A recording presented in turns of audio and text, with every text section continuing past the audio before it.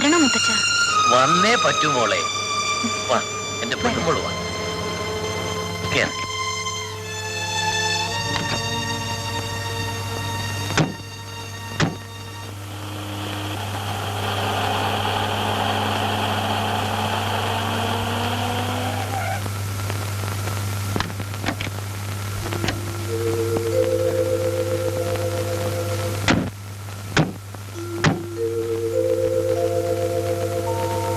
വാ മോളെ.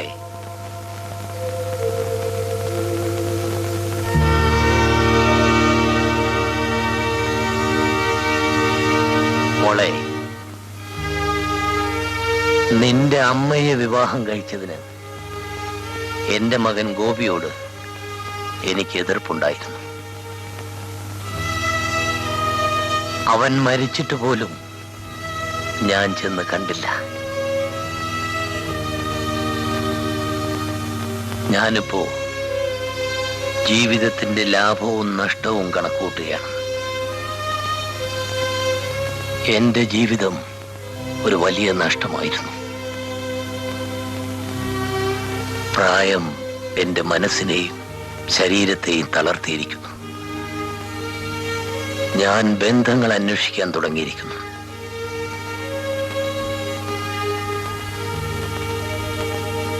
അതുകൊണ്ടാണ് ഞാൻ എന്റെ കൊച്ചുമോളെ അന്വേഷിച്ചിറങ്ങിയത്.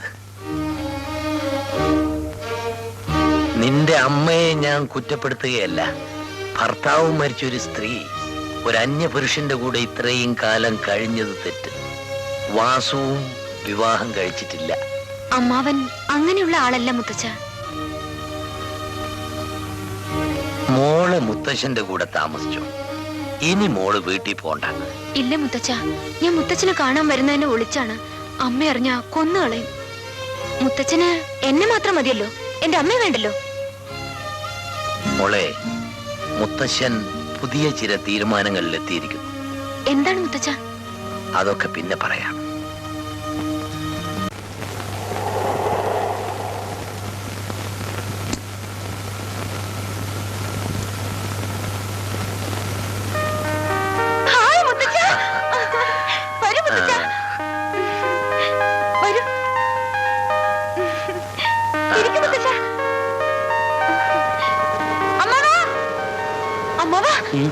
മുത്തച്ഛൻ വന്നോ?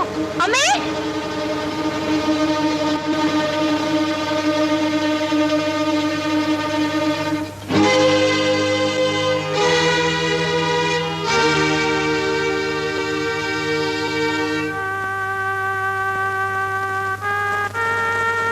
വാസു, വിവരങ്ങളെല്ലാം ഞാൻ അറിഞ്ഞു. സാരമില്ല. ഇക്കാലത്ത് നല്ലവരെയാണ് ദൈവം ശിക്ഷിക്കുന്നത്.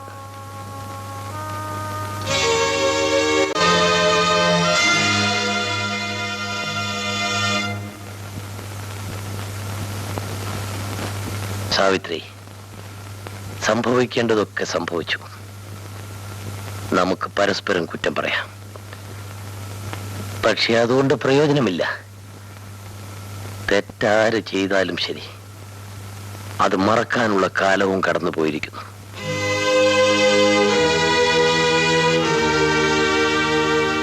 എന്റെ കാലശേഷം തറവാടിനൊരു അവകാശിയില്ലാതായി പോകുമല്ലോ എന്നുള്ള ചിന്തയാണ് ഇപ്പോഴെന്നെ വല്ലാതെ സ്വൈര്യം കെടുത്തുന്നത്. സാവിത്രി, നീ എന്ത് തെറ്റ് ചെയ്തിട്ടുണ്ടെങ്കിലും ഞാനത് ക്ഷമിക്കാൻ തയ്യാറാണ്. തെറ്റോ? എന്താണ് ഞാൻ ചെയ്ത തെറ്റ്? പോട്ടെ, അതൊക്കെ ചർച്ച ചെയ്യാനുള്ള അവസരം ഇതല്ല. മക്കളുടെ നല്ല ഭാവി ആഗ്രഹിക്കുന്ന ഏതൊരു അച്ഛനും ചെയ്യാവുന്നതേ ഞാനും ചെയ്തിട്ടുള്ളൂ. എനിക്ക് ഇത്രയേ പറയാനുള്ളൂ. നീയും നിന്റെ മകളും എന്റെ കൂടെ വരണം. നമുക്ക് നാട്ടിലേക്ക് പോവാം. എന്റെ വീട്ടിൽ നമുക്ക് ഒരുമിച്ച് താമസിക്കാം. എനിക്ക് മനസ്സിലായില്ല. നിനക്കെന്നോട് പകയും വിദ്വേഷവും കാണും. അത് മനസ്സിൽ നിന്ന് മാറ്റിയാലേ ഞാൻ പറയുന്നത് എന്താണെന്ന് നിനക്ക് മനസ്സിലാവും. നീയും രജനിയും എന്റെ കൂടെ വരുന്നതാണ് നിനക്കും അവളുടെ ഭാവിക്കും നല്ലത്. ഒരിക്കൽ ഈ മോളെയും കയ്യിലെടുത്തുകൊണ്ട് ഞാൻ അങ്ങയുടെ അടുത്ത് വന്നതല്ലേ? പിന്നീട് ഒരിക്കൽ നിങ്ങൾ ഇവിടെ പിടിച്ചോണ്ട് പോയില്ലേ? ഞാൻ പറഞ്ഞില്ലേ, കഴിഞ്ഞതൊന്നും ഓർമ്മിക്കരുത്. എനിക്ക് ആരോടും അപേക്ഷിച്ച് ശീലമില്ല. എനിക്കറിയാം, അങ്ങേക്ക് ആജ്ഞാപിക്കാനേ അറിയൂ.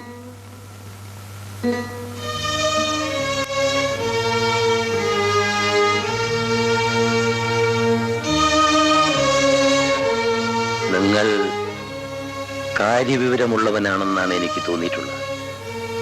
നിങ്ങൾ പറഞ്ഞാൽ ഇവരനുസരിക്കുമെന്നും എനിക്കറിയാം.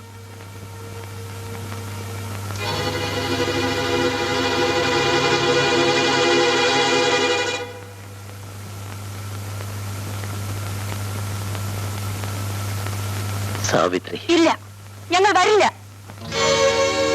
നിങ്ങൾക്ക് ബന്ധങ്ങളൊന്നും പ്രശ്നമല്ല. തറവാടിന്റെ പൊള്ളയായ അഭിമാനം മാത്രം മതി.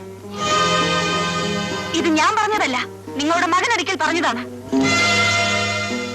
ഏക മകൻ തറവാടിന്റെ മഹത്വം പറഞ്ഞ് അച്ഛനവനെ അടിച്ചിറക്കി. മനുഷ്യരാരും ചെയ്യാത്ത പ്രവൃത്തിയാണ് നിങ്ങൾ ചെയ്തത്.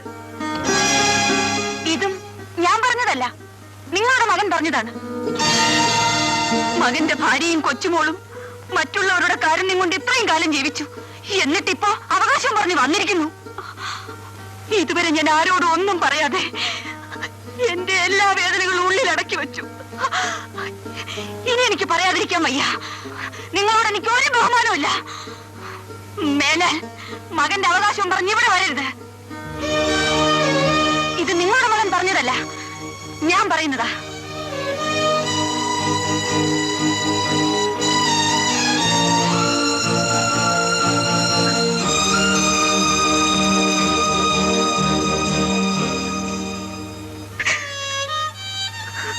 മോളെ, മുത്തശ്ശൻ ജീവിച്ചിരിക്കുമ്പോ എപ്പോ വേണമെങ്കിലും നിനക്ക് എന്റെ അടുത്തേക്ക് വരാം. എനിക്കുള്ളതെല്ലാം നിനക്കാണ്. മുത്തശ്ശനി ഒറ്റയ്ക്ക് ജീവിക്കാൻ വയ്യ മോളെ.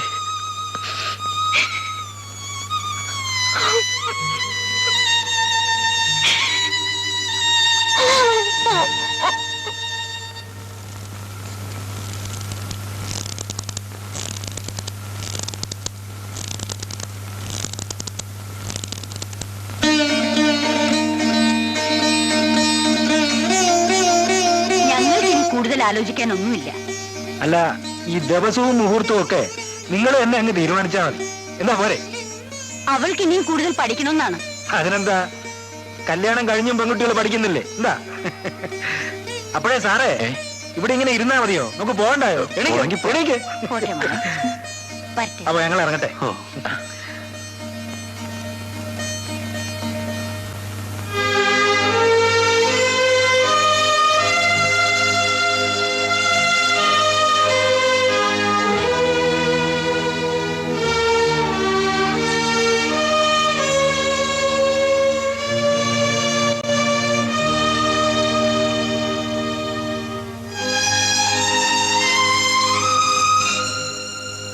എന്തിനാ ഇറങ്ങി നടക്കുന്നത്?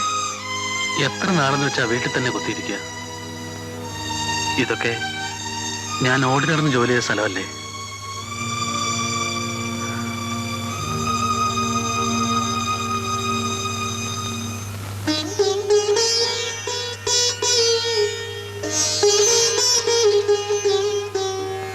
മോളുടെ വിവാഹം നടത്തണ്ടേ?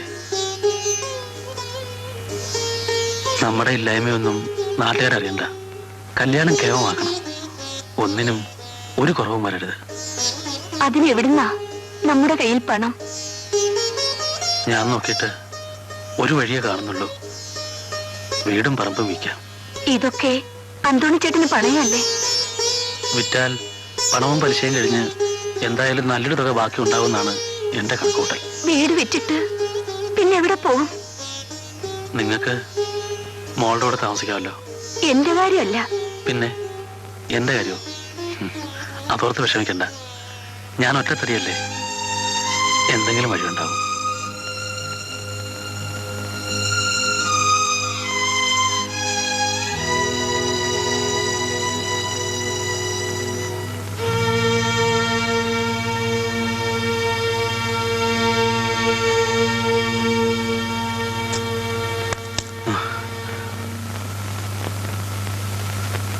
എന്താ അന്തോണി ചേട്ടാ പ്രത്യേകിച്ച്?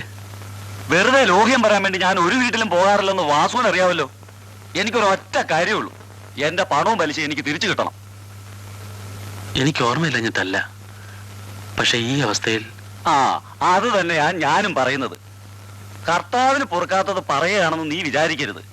നിന്റെ ഇപ്പോഴത്തെ ഈ അവസ്ഥയിൽ ആയുഷ്കാലം മുഴുവനും തലകുത്തി നിന്നാലും എന്റെ പണം പോട്ടെ, പലിശ പോലും തരാൻ നിന്നെ കൊണ്ട് പറ്റില്ല.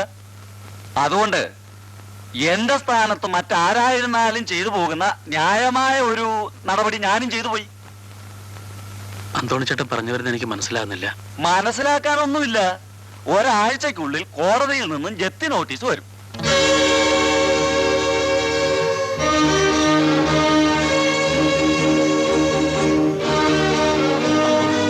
അപ്പോഴെന്താ, നിങ്ങൾ മാറിത്തരണം. വേറൊരു സ്ഥലം കണ്ടുപിടിച്ച് മാറാനുള്ള സാവകാശം നിങ്ങൾക്ക് കിട്ടിക്കോട്ടെ എന്ന് കരുതിയാ ഞാൻ കാരെ കൂട്ടി ഒന്ന് വിവരം പറയുന്നത്. ഈ വീടിനും പറമ്പിനും കൂടി ഒരു വില നിശ്ചയിച്ചാൽ അന്തോണിച്ചേട്ടൻ തരാനുള്ള തുകയും കഴിഞ്ഞ് ബാക്കിയുണ്ടാവില്ലേ? നീ കണക്ക് പഠിച്ചിട്ടില്ലേ വാസു? വില നിശ്ചയിച്ചാൽ കഷ്ടിച്ച് കറം തീരുമെന്ന് വിചാരിച്ചു, പിന്നെ പലിശയ്ക്ക് ഞാൻ ഇവിടെ പോവും. ഇതല്ലേ വാസു എന്റെ ഏക വരുമാന മാർഗം. അന്തോണിച്ചേട്ടൻ ചെയ്യുന്നത് തെറ്റാണെന്ന് ഞാൻ പറയുന്നില്ല. എന്റെ മോളുടെ വിവാഹം തീരുമാനിച്ചിരിക്കുകയാണ്. അത് കഴിയുന്നവരെങ്കിലും ഞങ്ങളെ വീട്ടിൽ താമസിച്ചോട്ടെ. അന്തോണി ചേട്ടനും ഇല്ലേ പ്രായമായ പെൺമക്കള്? എന്ന് വെച്ച് കിട്ടേണ്ടത് വാങ്ങിക്കാണ്ടിരുന്നാൽ പെമ്പിള്ളാരെ ഓസിന് കെട്ടിക്കൊണ്ട് പോവോ ആരെങ്കിലും? വാസു, ഇനിയും നീ എന്നെയിട്ട് വിഷമിപ്പിക്കാതെ ഏതെങ്കിലും ഒരു വീട് വാടകയ്ക്ക് ഞാൻ തന്നെ കണ്ടുപിടിച്ചു തരാം. ഇറങ്ങിത്തരാൻ പറ്റൂല എന്ന് ഞാൻ പറഞ്ഞില്ലല്ലോ അന്തോണി ചേട്ടാ. പക്ഷെ കല്യാണം കഴിയുന്നവരെങ്കിലും കൂടിയാൽ 1 മാസം.